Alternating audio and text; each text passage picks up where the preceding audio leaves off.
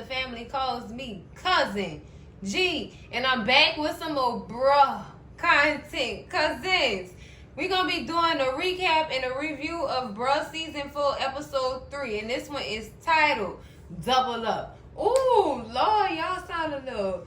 Ooh, it sounded a little spicy. It sounded a little spicy. Let's get to it, cousins. All right, cousins, we start this episode off with John and Miss Alice. Girl, they getting into it, going back and forth about Blessings Incorporated. Child, Miss Alice trying to tell John she not trying to invest in his pyramid scheme. And John going back and forth with her, trying to convince her this is not a pyramid scheme. Instead, he says levels of marketing. Sound like a god doggone pyramid scheme to me, John. What is you talking about? This lady know what she talking about. And I mean, he's showing evidence from other people who are also in the business of Blessings Incorporated. Child, they making bank. Of course they are. Of course they are. But guess what they doing? Guess what they doing, John? You don't want to know, John. This is giving pyramid scheme. It's really giving pyramid scheme. So then, Laura walks in. And Laura starts to talk about Claudia and her husband and an incident that happened, or whatever, the following day. Not the following day, but the prior day. The prior day's event. And she's saying, Lord, I hope that girl is okay. Or whatever. And Miss Alice said, no, dealing with a man like that, sis is not okay. She is not okay at all. You need to be worried about him. And then John said, yeah, because Zoo is dangerous. Miss Alice got in his stuff. How you know he dangerous? You know him? He said, no, but I know he dangerous. Well, John, what do you know about this girl husband, John? Because if you know something, you better tell you better tell Bill soon. You better tell Bill very soon. And let him know he in danger if he keep messing around with this woman. Please let him know. Please. Lord, y'all. So then this customer walk in, and he's suited and booted, all dressed up, all professional looking and things like that. And John asks him, after he ordered his food, John asks him, so what you do for a living? And he tell him, well, I work with Blessings Incorporated. Oh, yeah, man. I make big bank over there. He started giving him advice. Keep your head up, stay confident, and keep moving. That's all you need to do is keep your bank account loaded. Just period. And John just overly excited to the point where the man paid for his food and left John the rest of the money or whatever. The man ordered a tuna melt for $9 and gave John a 20 and told John keep the change. This boy thought he was rich. He said, see, Mom? You see how it's just coming to me? Don't try to hop on my team when I start buying boats on you. Girl, Miss Alice was not hearing it, girl. She left John right in the front of that doggone store. Like, boy, I still believe that's a pyramid scheme. John, listen to your mama. She didn't live this life twice. Sorry, Miss Alice. I know you're not that old girl. But she didn't live this life. Take her advice. Take that lady advice, John. Don't get too caught up in this doggone business. Next scene, cousins, we at Bill's house, child. Bill is maneuvering around before he picks up his phone to call Tom. Tom is at the doctor's office, of course, where he always at. I don't know why he don't want to take that position. He getting on my nerves. Get that money, Tom. Stop being scared. Anyways, back to this conversation. Bill calls Tom, I guess, to vent and tell Tom he about to try to save his marriage.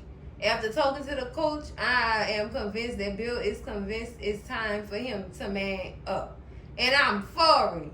Yes, Bill, handle that big boy business, please. He said he gonna save his marriage and he gonna be the best as he can or whatever. He trying to get ready for his new life. I see you, Bill. I see you. Time just on the other line like, dude, make sure because you know. And Bill agreed, like, yeah, I know. I was trying to be free, but after talking to Coach LeBron, I think I'm ready to go ahead and accept responsibility and save my marriage. Oh, that warms Cousin G heart. I love it, Bill. Yes, Bill, for the level up. I love it. Keep doing that. Next scene, cousins, we still at Bill's house, but before Bill got off the phone with Tom. He did receive a knock at the door, so now he's going to answer that door. And baby, it's Regina. Apparently, Bill called Regina over there because he needed to talk to her. And he made it seem urgent, which it is urgent. It has something to do with y'all marriage and y'all kid that y'all have on the way. So yes, he wants to talk. And Regina is like, okay, what you want, Bill? I have to go to a doctor's appointment. I got stuff to do. What's up? And he tell her, look, I feel like me and you should sit down and talk about our marriage. I think I'm ready to be serious about this. I think we should start over. Regina really just not hearing it, y'all. She not hearing it at all. Because she tired of doing the back and forth with Bill. She even said it. She said, is you won't start over and then you end up with your pencil in another hole of another female. So you really sure about this now? He said, yeah, I'm serious about it, especially since we got a kid on the way and a kid is involved. Yeah, I'm serious about it. He said, I understand our past and stuff like that, but I really want to work this out for our kid. You know what I'm saying? He ain't mentioned nothing about love, y'all. It's the kid. And the way Regina seemed like her mindset is, I'm not about to be in no marriage just because of no kids. She care about her own happiness too, which is very much important. You shouldn't stay in no marriage because of no doggone kids. What about you? You gotta be selfish in that sense. You know what I'm saying, cousins? Y'all know where I'm coming from with this. Y'all cannot be unhappy and miserable in no marriage because you decided to stay because of your kid. That's not what marriage is about. It's really not what it's about. And I'm speaking from experience. Cousin G been married for 10 years, y'all.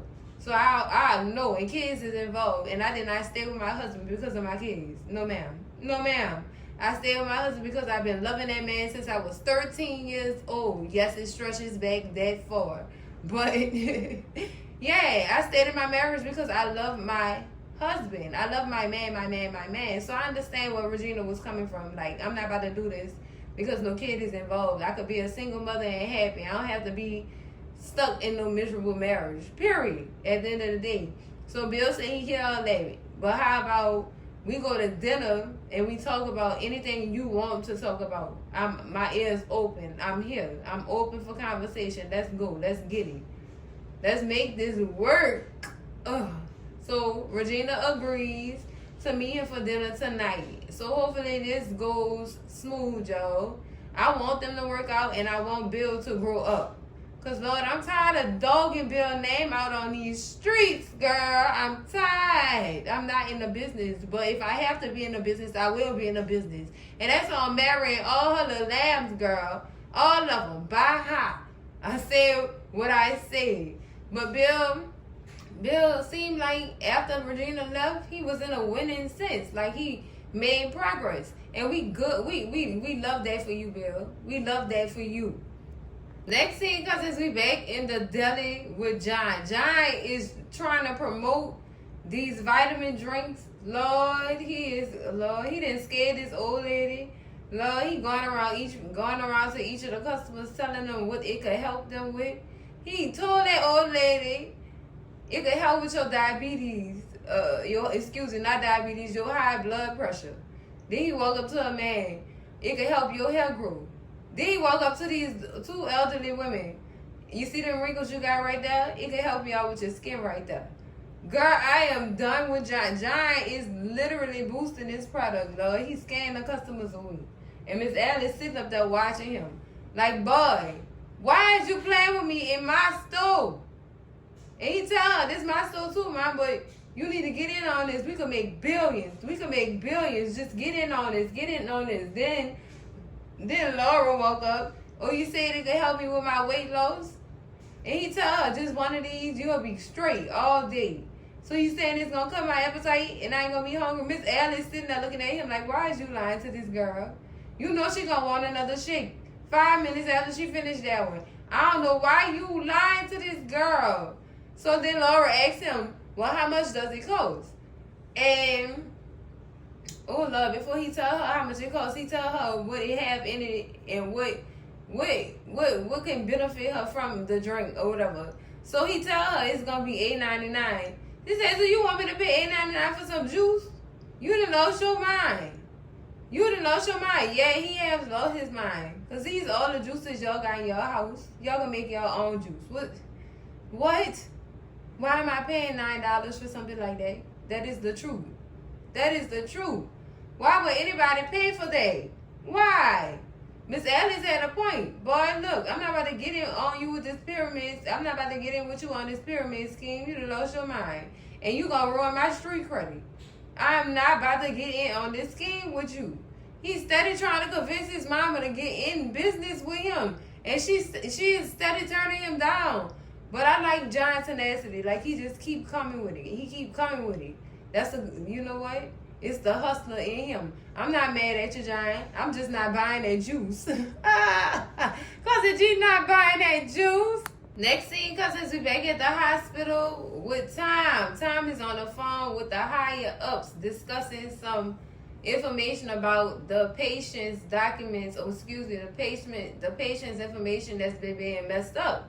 So then, as he's getting off the phone, Greg walks up or whatever, and Greg asks him, "Hey, what's going on? What's the issue? Like, what they calling you about?" And Tom tell him they calling about you. You've been messing up these people documentation. What's going on, Greg? What's on your brain, Greg? And he said, man, it's been a lot of mix-ups because at my old hospital, they did things a certain way differently than they do at this hospital. So it's taking me some time to get adjusted or whatever. And child, they go into a conversation about their old school days and their cram sessions and stuff like that or whatever. And Tom, all in all, was just telling Greg, just get it together, and if you need some help, let me know or whatever. We can't be having that around here because you a smart doctor. You smart. You the smartest out of all of them or whatever. So we can't be having you doing this and making these mistakes, Greg. Let's get it together. So then Greg changed the subject and asked Tom what's been going on with him. And Tom tells Greg how he's been offered the chief position of the hospital.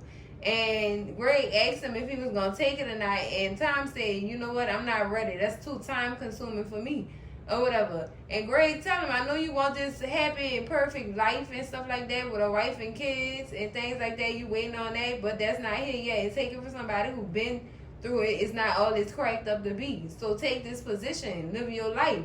And when that does come along, when this woman comes sweep you off your feet, then quit. So I could take the position. So then Tom, they joke, they laughed that off or whatever. And Tom asked Greg what's been going on with him. But before Greg could get started, Tom get a phone call from the people in the emergency room saying that there's a woman in there who's been badly beaten and we need to go check it out. So child, they rush off like only doctors do. Let's get on it. Next scene, cousins, we at the house with John. John is on his laptop about to get it in. He had just gotten off of a phone call, I guess, with Rain. And she was telling him how to promote his stuff or whatever. And suggesting that he get on social media and talk to his following about the products that he promoting in this little pyramid scheme, girl. He still don't get it. So after she finished bucking him up, girl, he get on his social media platforms, start sending out messages to all his old friends. Some of them insulting, some of them not. But either way, no, John. No, ain't nobody about to buy that stuff. Nobody is about to buy that stuff. And he's sending them off and he's just so excited. I hate to break his heart, child, but it needs to be broken so he can learn his lesson and not getting involved with pyramid schemes. Shoot. So then Miss Alice walk in and ask him what he doing or whatever, and she tell him again, ain't nobody about to get involved with your little pyramid scheme. So while in the midst of conversation, he start getting replies from all the messages he sent to all his old friends on the social media platform. Child, they telling him don't contact them no more. You need to go and get you a better job. I'd rather pay you to stop you from sending me messages about this pyramid scheme. Like, stop sending me messages. Somebody even went as far as to say, don't ever contact me again in life. Lord, they don't want to be involved. And Miss Alice is joked out. She's not making it no better.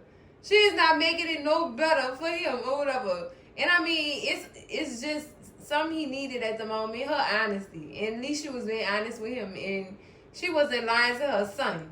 Like, dude, leave the pyramid schemes alone. It's not going to help you. They lied to you. Do not fall for that.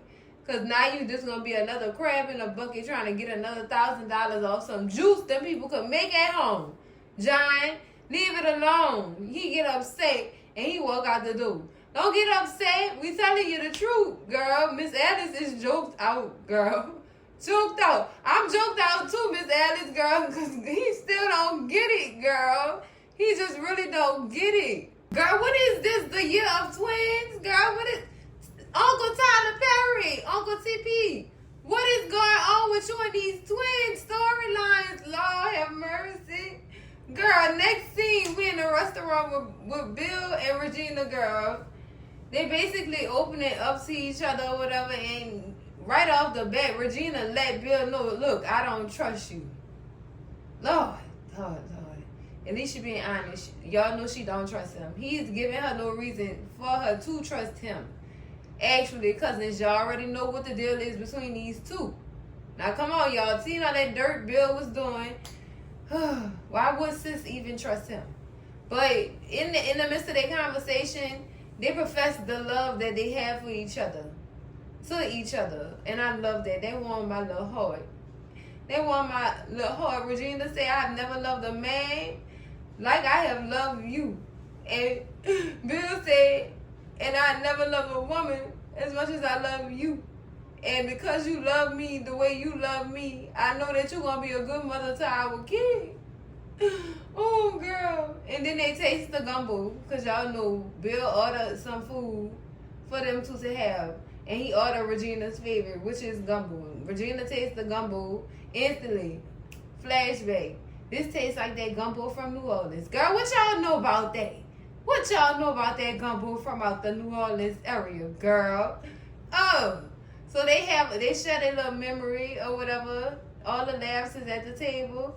And then Regina said, well, I have one more thing that I got to tell you. And Bill, he said, so go ahead and shoot. It's not just one baby, it's two.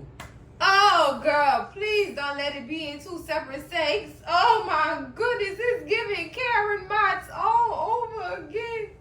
One for Bill and one for the used-to-be man.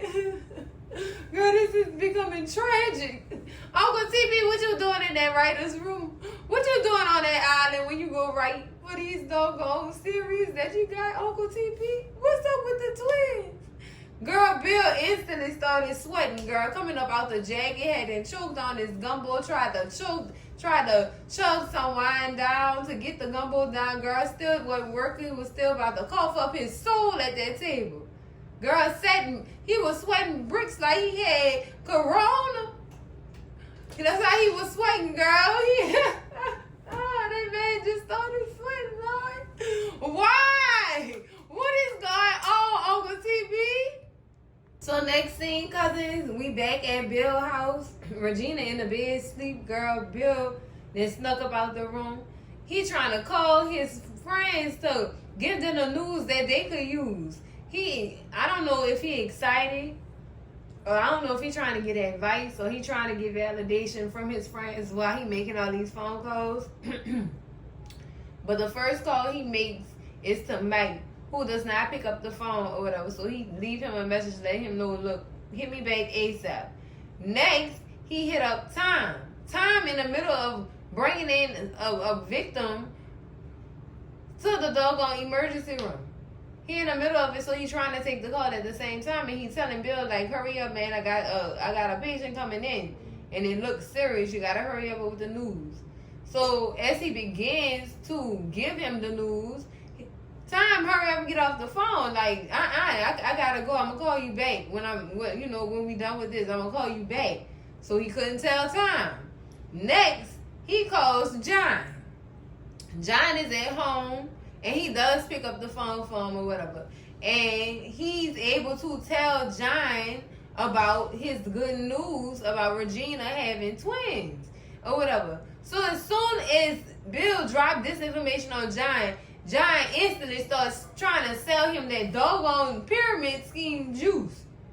And Bill called him out on it. Like, dude, I know you're not trying to get me involved in this pyramid scheme after I done told you I had twins on the way and I gave you my news. You trying to get me to sign up for this mess. And that's not what I was calling you for. I was calling you to share my good news. But dude, no, John. No. John, like, you said you was having twins. I figured you could double up on your finances. I know you Mr. Architect and all that, but what if you need some more money? You need to sign up for this. Man, Bill hung that phone up so fast. He hung it up on him like he was a bill collector. Like, boy, is you crazy? Get off my line wasting my unlimited minutes with all this garbage truck juice you spitting out. Get off of here. You just get off my phone. So after he hang up the phone with John, we cut to the scene of the hospital where Tom and Greg are bringing in the patient on the emergency cot or whatever. Man, it took a second. Tom had to look down about 3 times and noticed it was Claudia on the stretcher. Beat up.